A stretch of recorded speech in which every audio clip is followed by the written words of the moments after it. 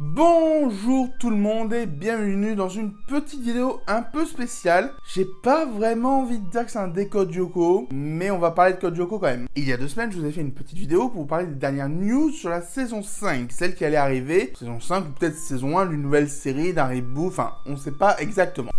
Et même si j'arrête pas de vous dire qu'il faut encore prendre cette information avec des pincettes parce que rien n'est sûr, j'ai envie de vous parler un peu de mes attentes pour une éventuelle saison 5. Je vous préviens, la vidéo n'est pas du tout écrite, j'avais juste envie de parler avec vous, d'avoir un peu vos avis, vos attentes à vous aussi, et de vous partager les miennes. Donc, qu'est-ce que je pourrais attendre d'une suite à Code Yoko? Tout d'abord, pour moi, il y a un truc qui est important, c'est qu'il reste encore dans un cadre du collège ou du lycée. Certes, on pourrait les faire grandir de 20 ans, mais pour moi, on manquerait trop d'étapes de leur vie. On aime Code Yoko avec les personnages tels qu'ils sont actuellement. Donc, personnellement, si j'ai envie de les revoir, c'est 1 ou 2 ans après, ou alors peut-être début université, mais pas plus.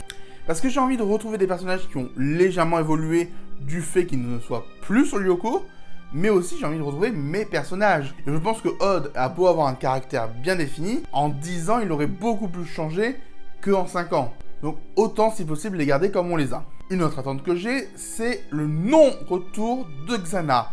Tout simplement parce que Xana a été détruit, c'est bon, c'est fait. Personnellement j'ai fait plusieurs RP où j'ai remis Xana en scène, mais souvent ça fait un peu facilité scénaristique et ça détruit la fin de la saison 4. Ce que je trouve pas forcément ouf en vrai. Moi je me l'autorise parce que c'est une fanfiction que je fais avec des amis. Sauf que là ça va être la vraie série. Donc j'aimerais que si Xana revient, on lui mette une vraie explication. Ou alors on dit juste on va sur un autre terrain. On peut avoir un ennemi similaire à Xana dans l'idée, mais qui ne soit pas Xana, qui ait des objectifs différents. D'ailleurs, les objectifs, va falloir les trouver, et des objectifs intéressants. Parce que clairement, buter les Yoko guerriers, ça c'est un truc à la Xana, pas à un autre ennemi. Après, on peut avoir un Jérémy qui a trop cherché dans le passé d'Aelita, et du coup va être repéré par d'autres personnes. Parce que oui, un autre truc que j'ai pas trop envie de voir, c'est Jérémy qui cherche le passé d'Aelita. Jérémy et Aelita le connaissent, le passé, ils savent tout, ils ont lu le journal de Hopper, ils le connaissent. C'est nous qui le connaissons pas. Et c'est pas grave en vrai. On a le droit d'explorer cette piste narrative, parce qu'elle peut être très intéressante, mais je considère qu'on doit pas faire genre « Oh tiens, il y a des choses que je sais pas finalement, je vais chercher sur le supercalculateur !» Non, non, j'ai vraiment envie que si on en apprend plus sur le passé d'Aelita, ce soit par des flashbacks, soit par des éléments qui soient cohérents dans l'intrigue. Alors, il y a une autre chose que j'aimerais bien voir dans cette saison, c'est un peu logique en soi, c'est d'avoir un peu l'ADN de Code Yoko, mais qu'on avait dans les années 2000. Alors certes, il y a 20 ans qui sont passés, on est totalement d'accord, on a tous vieilli. Oui, tu as vieilli toi aussi. Mais je pense vraiment que si on nous fait une suite avec peu de temps entre la saison 4 et la saison 5, on devrait avoir un ton qui est assez ressemblant. Alors, on doit mettre des éléments de 2024, c'est sûr et certain. Genre, dans la dernière vidéo, je parlais de Odd gay. Pour moi, c'est carrément obligé que dans la nouvelle série, on parle vraiment du fait que Odd est bisexuel. Mais par contre, je veux quand même garder un peu l'humour des années 2000, avec les références et le matériel des années 2000.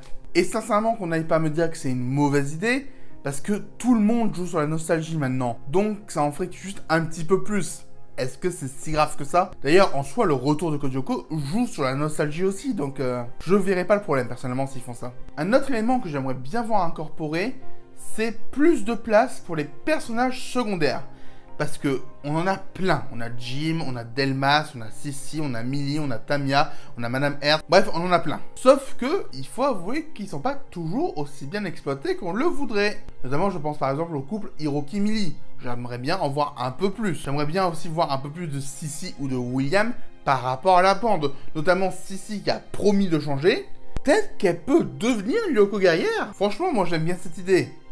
À voir si on peut le faire. Et pour William, j'aimerais bien que maintenant qu'il est un Yoko guerrier et qu'il a fait face à certaines de ses erreurs, il soit enfin reconnu comme le héros qu'il aurait dû être dès le début, mais qui n'est pas à cause du triangle amoureux. D'ailleurs, si possible, est-ce qu'on peut enlever ce triangle amoureux? Moi, j'adorerais qu'on l'enlève définitivement.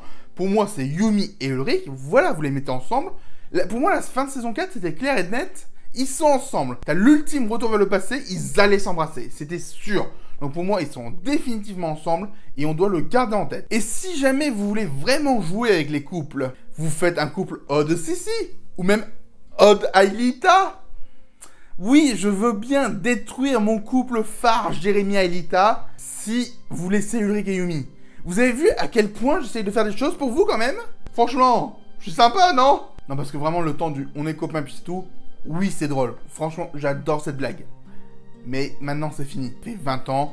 Pour moi, ils sont ensemble, c'est tout. Et enfin, je vais parler un peu des parties sur Lyoko parce que j'ai beaucoup parlé de la partie sitcom. Mais évidemment, j'aimerais une partie sur Lyoko un peu plus belle techniquement. On a évolué. On a le droit à avoir des meilleurs aspects de Lyoko. Alors certes, ça va encore tout rechanger, mais on peut faire de la belle 3D. Je le sais, on le sait tous, donc pourquoi pas essayer? Et d'ailleurs, la partie de sitcom, j'aimerais bien qu'elle reste en 2D. C'était un point fort du dessin animé de base, donc la partie 2D, la partie 3D, pour moi, ça serait nickel. Et si on va sur Lyoko, c'est évidemment qu'il y a des tours à désactiver. Et s'il y a des tours à désactiver, c'est qu'il y a des attaques. Et pour les attaques, j'aimerais bien qu'il n'y ait plus de Xanatification ou d'équivalent. Parce que oui, j'ai dit que je voulais plus Xana, mais il y aura sûrement encore des attaques. Donc j'aimerais bien qu'on ait des vraies attaques comme en saison 1. La saison 2, c'était vraiment que de la Xanatification. Et j'ai envie de vraies attaques. Et je vais donner un exemple très simple, mais en ce moment, je revois la saison 1 de Doctor Who, la nouvelle saison 1. Et je me dis, mais il y a plein de choses qui se sont améliorées aussi dans l'écriture, auxquelles ils avaient peut-être pas pensé il y a 15 ans. Pourquoi ne pas faire pareil pour Code Lyoko? Parce que clairement, avec tous les RP que j'ai fait, il y en a eu plein d'attaques de Xana. On peut en faire des choses. Et pas que de la Xanatification, encore une fois. Bref, c'est un peu mes attentes pour une future saison de Code Lyoko. Encore une fois, n'hésitez pas à me donner les votes, j'aimerais bien en savoir plus. Et dès qu'on a des news en plus, comptez sur moi, je vous ferai des vidéos pour en parler. Je vous remercie encore d'avoir tout suivi. Évidemment, vous pouvez liker, commenter, partager les vidéos, enfin, vous le savez. Et moi, je vous dis à bientôt. Un immense merci à tous les tipeurs et membres de la chaîne. Votre solidarité fait vraiment plaisir. Merci.